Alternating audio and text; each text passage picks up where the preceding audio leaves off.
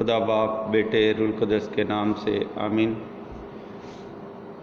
عزیز مومنین، آپ سب کو کلام کی سنگت میں ریورنڈ فادر ڈاکٹر اسٹیفن صدیق کا سلام عرض ہے۔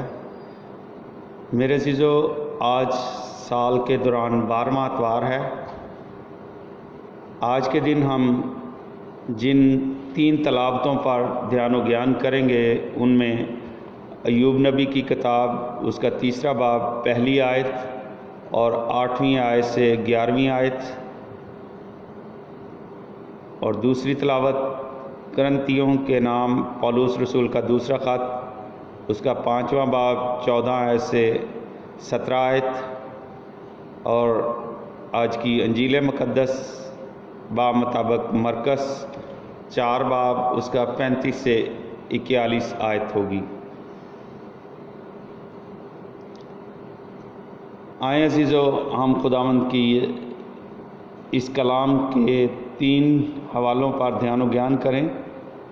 ان تینوں تلاوتوں سے جو ہمیں خلاصہ حاصل ہوتا ہے وہ کچھ اس طرح ہے کہ خدا براہ راست مخاطب ہو کر اپنی عظمت اور حشمت بیان کرتا ہے اور ان قوتوں کو بیان کرتا ہے جو کسی کے بھی بس میں نہیں، کیونکہ عزت اور حشمت میں اس سے بڑھ کر کوئی نہیں۔ ایوب نبی اپنے صبر اور تحمل مزاجی کے سبب سے عہد عتیق کا ایک اہم جاذب کردار ہے۔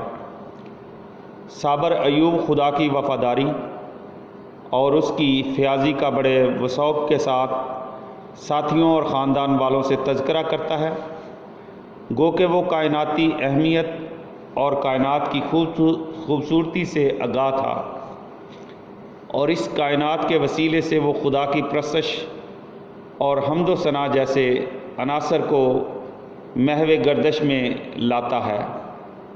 خدا کے ساتھ اس کا تعلق اور خدا کی طرف سے برکت اس کے لیے اور اس کے خاندان کے لیے باعث فخر ٹھہری۔ مقدس پولس رسول یسوع کی محبت کو بیان کرتے ہیں کہ مسیح کا ہمارے لیے مرنا ہمیں اپنی محبت کی گرفت میں لے کر نیا انسان بنا دیتا ہے، کیونکہ پرانی چیزیں گزر گئی ہیں۔ غرض ایمان، امید، محبت، یہ تینوں قائم تو ہیں مگر ان میں افضل محبت ہی ہے۔ پاشکائی بھید خداوند یسوع مسیح کی ازلی اور ابدی محبت کا پرتو ہے۔ خداوند یسوع ناصری کی محبت کو اور خدا کے تعلق کو یہ بھید کلی طور پر عیاں کرتا ہے۔ اس لیے ہمیں خداوند یسوع المسیح کے جی اٹھنے کے وسیلے سے نئے انسان بن کر نئی انسانیت کو پہننا چاہیے، جو خدا کے مطابق حقیقی صداقت اور پاکیزگی میں پیدا ہوئی ہے۔ خداوند یسوع المسیح شاگردوں کے ایمان کو پرکھتے ہیں۔ شاگرد طوفان کی زد میں احساس عدم اعتماد اور عدم تحفظ کی کشمکش میں الجھے ہوئے نظر آتے ہیں۔ خداوند یسوع مسیح کی قدرت تمام چیزوں پر محیط ہے۔ خداوند یسوع مسیح کا یہ کہنا ڈرو مت اس بات کو ظاہر کرتا ہے، سمندر دنیا ہے، کشتی کلیسیا ہے، رسول کلیسیا کے محافظ ہیں، اور خداوند یسوع المسیح کلیسیا کا سر ہے۔